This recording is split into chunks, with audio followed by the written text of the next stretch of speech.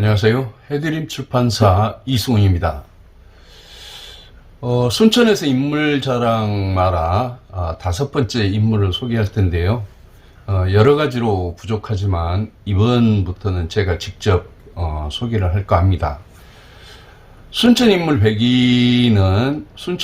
100위는 교장 선생님 출신 장병호 작가님이 오랜 시간 심혈을 기울여 정리한 책인데요. 순천에 대한 남다른 사랑이 없으면 이런 책 못 쓰겠죠. 장병호 작가님을 잠깐 소개를 하자면요. 선생님은 장흥에서 태어났지만 순천에서 교직 생활을 하면서 40년 넘게 사신 것으로 알고요. 순천 모 중학교에서 교장 선생님으로 퇴임하고 지금은 문학 창작에 전념하고 있습니다. 현재 전남수필문학회 회장을 맡고 있기도 하죠. 장병호 작가의 자세한 프로필은 제가 자막으로 올려드리겠습니다. 김남조 시인 아시죠? 원로 시인인데요. 아마 지금 90세가 넘으셨을 것입니다. 아주 오래전 제가 모 문예지 그 편집장을 할 때 선생님 댁에서 그 인터뷰를 한 적이 있었죠. 제가 알기로는 그 김남조 선생님이 시인 윤광로 선생님께 해화동 백작이라는 별칭을 붙여주셨을 것입니다. 윤광로 선생님이 선비 같은 스타일이라서 글이 붙였을 것입니다. 광주에 사는 제 친구가 있는데요. 수필가입니다. 김영배 수필가인데요. 이 친구는 염색을 안 하면 완전히 은말입니다. 그래서 자신을 광주백작이라고 불러달라고 해서 지인들이 김영배 수필가를 광주백작이라고 부르죠. 제 모교이기도 합니다만 경남대학교에서 정년퇴임한 수필가 한판암 교수님이 있습니다.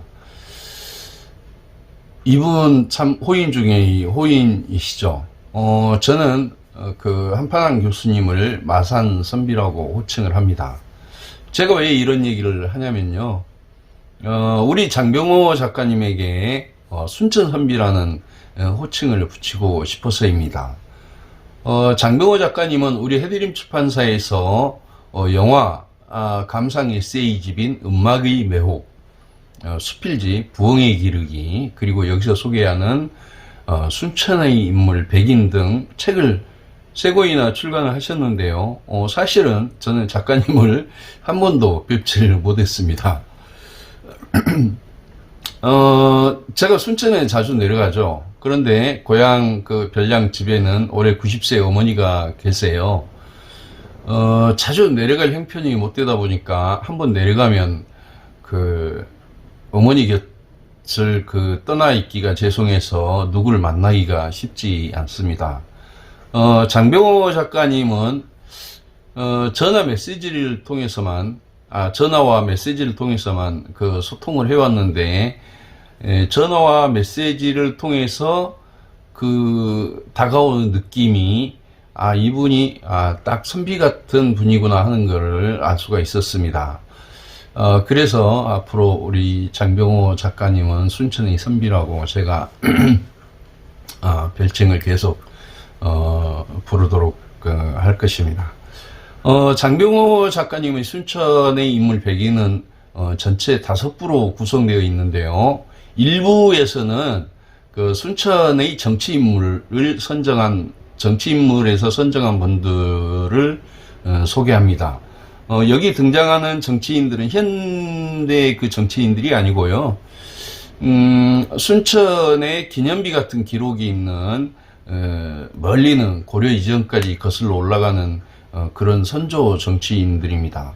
어찌 보면 이 정치인들에서 우리 그 순천의 정신이 나왔을지도 모르죠.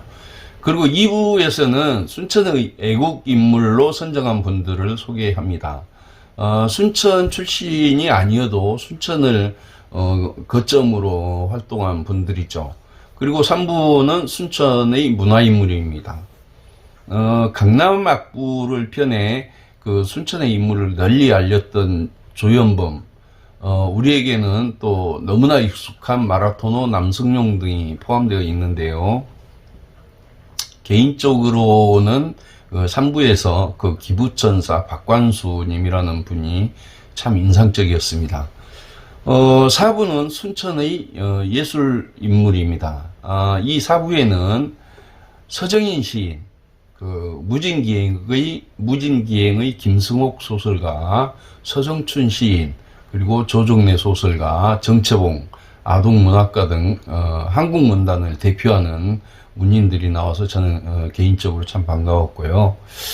마지막으로 5부에서는 순천의 교육인물로 선정한 분들을 소개합니다.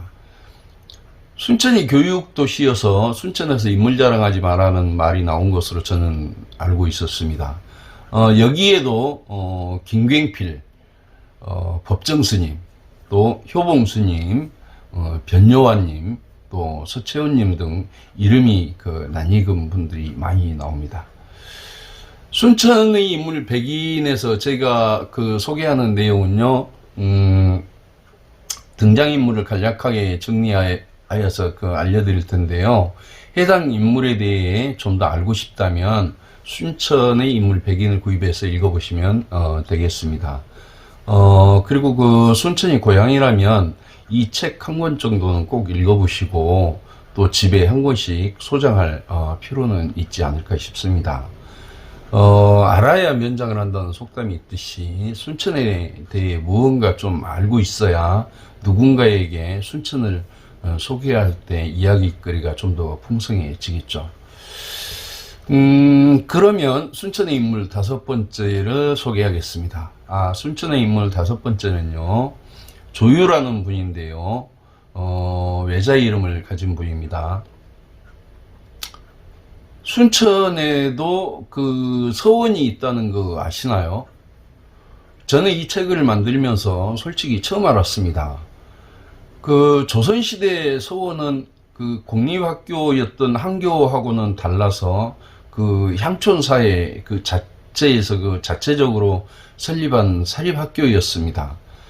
지역에 응거하는 사대부가 후학을 양성하고 선배 유학자를 기리기 위해 세웠던 것이죠. 서원의 주된 기능은 제사와 강학이었는데요. 서원 건물도 선현의 제사 공간하고 인재를 가르치는 그런 강의실 공간이 구분되어 있었습니다. 또 서원은 지역 풍속을 순화하거나 도서를 보관하고 정치적 여론을 형성하는 역할도 했죠. 서원은 18세기에요. 우리나라에는 한 700곳이 되었습니다. 엄청난 숫자였죠. 그런데 흥성대원군이 고종 즉위 이후에 서원 철폐 조치를 단행하면서 소수서원, 도산서원 등 한 47곳을 제외하고는 모두 치워졌습니다. 물론 당시에 서원의 폐단도 분명히 있었겠죠. 세계유산으로 등재된 우리나라 서원은 9곳입니다. 경북 영주에 있는 소수서원은 고려시대 유학자 안양을 기리기 위한 서원이고요.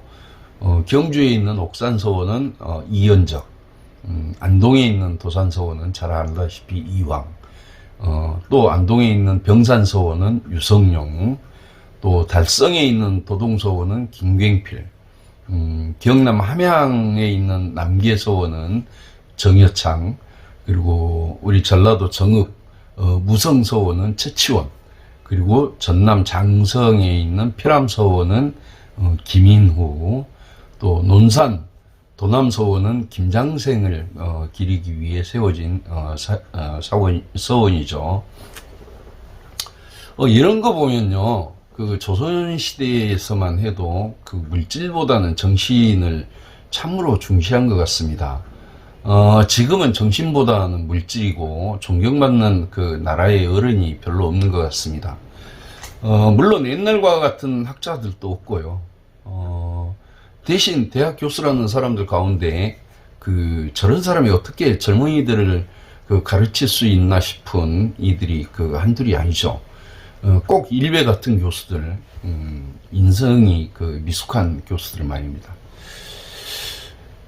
주암댐으로 유명한 순천시 주암면 중림리에는 경천서원이 있습니다. 이 서원은 조유를 비롯해서 아들 조숙문, 손자 조철산 등 옥천조씨 3세기 충정을 기리기 위해 조선 숙종 때 건립되었습니다. 이 경천서원 안에는요, 사당인 겸천사가 있고, 또 영모제, 상호정 등이 있는데요. 조유는 옥천조씨의 순천 입향조입니다. 입향조라는 말은요, 그 마을에 처음으로 정착한 각 성씨의 조상을 뜻하는 것이죠. 그러니까 조유는 주암에 자리 잡고 순천 명문가의 기틀을 마련하였던 것이죠. 여러분 가운데 혹시 옥천조씨 있으신가요? 제가 앞에서는 영상으로 소개를 했습니다만은 순천 설명 영상으로 소개를 했죠. 순천김씨 시조 김총, 또 순천박씨 시조 박영규 등이 나왔는데, 옥천조씨까지 순천의 보면 그러니까 순천김씨, 순천박씨, 그리고 옥천조씨, 이 세 성씨가 순천의 3대 성씨가 아닐까요? 아무튼 지금까지는 저는 그렇게 생각을 합니다. 옥천조씨 시조는요, 고려 때 국무총리급을 지낸 조장이라는 분이었습니다. 조장의 증손자인 조원길은 고려 말 정몽주 설장수와 함께 공양왕을 옹립한 공으로 옥천부원군에 봉해졌습니다. 옥천은 지금의 충북 옥천이 아니고요. 이때 옥천은 지금이 전라북도 순창이고, 이때부터 옥천을 본관으로 삼게 되었죠. 조원길의 호는 농은인데요. 포은 정몽주, 목은 이색, 또 도은 이숭인, 야은 길재와 더불어서 고려 다섯 충신을 뜻하는 고려 오은으로 불렸죠. 근데 여기 이분들의 호를 보면 농은, 포은, 목은, 도은, 야은, 여기서 은자들은 다 이제 은둔할 때 은자라는 건 다 아시겠고요. 은자 앞에 붙은 한자들을 가만 보면 농목업과 농업이나 목업 이와 관련된 한자들인 것 같습니다. 따라서 제 생각에는 이 다섯 충신들은 비록 충신이지만 자신을 드러내지 않고 겸손하게 그런 낮추는 의미가 있는 거 아닌가 생각이 들었습니다. 농은 조원길이 자녀들에게 한 아주 중요한 말이 있습니다. 이 농은 조원길은 자녀들에게 뭐라고 했냐면요, 죽고 살고 나아가고 물러남에 의자를 부끄럽게 하지 말라고 했습니다. 의자는 의리할 때 의자죠. 이 의는 사람으로서 지키고 행하여야 할 바른 도리, 또 임금과 신하 사이의 바른 도리, 사람이 마땅히 지키고 행해야 할 도덕적 의리를 뜻하죠. 조원길의 이 말에서 저는 요즘 어떤 정치인들이 떠오릅니다. 아주 평범했던 자기 자신의 조직에서 최고의 명예롭고 영광스러운 자리에 앉혀주었는데, 그 자리를 박차고 나와서 주군을 물어뜯고 있는 그런 사람들 있죠. 우리 해드림 출판사 사무실 근처에는요, 화교인 초등학교가 있습니다. 그 화교 초등학교 정문에는요, 그 현판에 네 글자가 크게 써 있는데요. 그게 뭐냐면 예의 염치입니다. 예절, 의리, 청렴, 부끄러움을 아는 태도를 말하는 뜻이죠. 배울 만큼 배웠다는 사람들이 그 예의 염치를 전혀 모르는 작태를 보이는 것을 보면 참 씁쓸하죠. 순천의 인물 백인에 나오는 조유는요, 이 유명한 조원길의 둘째 아들입니다. 훌륭한 아버지를 둔 아들이니 조유 또한 인품이 대단하였습니다. 조유는 고려 말에 그 과거에 급제를 해서 벼슬에 올랐지만 조선 왕조가 개국을 하자 두 임금을 섬길 수 없다고 해서 벼슬을 버리고 두문동으로 들어간 그 72현 가운데 한 사람이 되었죠. 당시 그 두문동은 경기도 개풍군 광덕산이라는 그 골짜기에 있었는데요. 두문불출할 때 그 두문동을 들어보셨을 것입니다. 조유는 그 앞서 얘기한 예의 염치를 모르는 인간들하고는 차원이 다르죠. 결국 아버지 조원길의 가르침대로 의의를 부끄럽게 하지 않은 것이죠. 조유는 그 고향 순창으로 들어가 은거를 하고 있다가 이후 조선개국 이후에요. 만년에 그 부유현, 지금의 그 순천시 주안면으로 옮겨와서 옥천조씨의 순천 입향조가 되었던 것입니다. 조유의 묘소는 그 주암리 장군봉 50혈에 있습니다. 그 묘소는 무학대사가 잡아준 것으로 유명한데요. 한국의 그 백대 그 명당 중의 하나로 꼽습니다. 근처에 가시면 꼭 한번 들러보시는 것이 좋겠죠. 조유는 조삼문과 조승문이라는 두 아들을 두었습니다. 그 두 아들도 그 의의를 지키다가 비운의 생을 마쳤죠. 큰아들 조삼문은요, 단종 복위 운동에 참여한 그 동생 조승문의 그 간청에 따라서 가문의 그 대를 잇고자 고향에 돌아왔다가 체포되어서 압송 도중에 처형되었습니다. 그 둘째 아들 조유의 둘째 아들 조승문은 세조 때 그 사육신의 한 사람인 성산문의 그 고모부이기도 합니다. 결국 그 성산문도 그러면 그 순천과 무관한 사람은 아니겠죠. 이 조승문은요, 세종 때 그 함경도 병마절도사까지 지냈습니다만 1456년 그 단종 복위 사건에 연루되어서 자신의 아들인 그 조철상과 함께 그 죽임을 당했습니다. 사후에 그 명예 회복이 되었습니다만 부자가 아버지와 아들이 함께 그 차명을 당했다는 게 참으로 그 안타까울 뿐이죠. 그 이처럼 그 조유 가문은 의의를 상징한다고 볼 수 있습니다. 이런 분들이 순천 인물이라는 게 솔직히 자랑스럽죠. 의의를 지킨다는 것이 의리나 그 의의를 지킨다는 것이 어떤 것인지 지금 대통령 되겠다고 떠올리고 다니는 그 인간들이 주암에 와서 좀 공부를 해갔으면 좋겠다 싶습니다. 순천의 인물 백인에서 조유를 알고 나니까요, 우리 전라도 사람들이 그 저항정신, 그리고 그 반골 기질이 어제 오늘 생긴 게 아니었구나 싶었습니다. 물론 우리 순천 출신 그 정치인들 가운데에는 그 영혼을 그 팔아먹은 그런 정치인들도 있긴 하죠. 주암에 있는 그 겸천 서원은요, 1706년에 숙종 32년이었죠.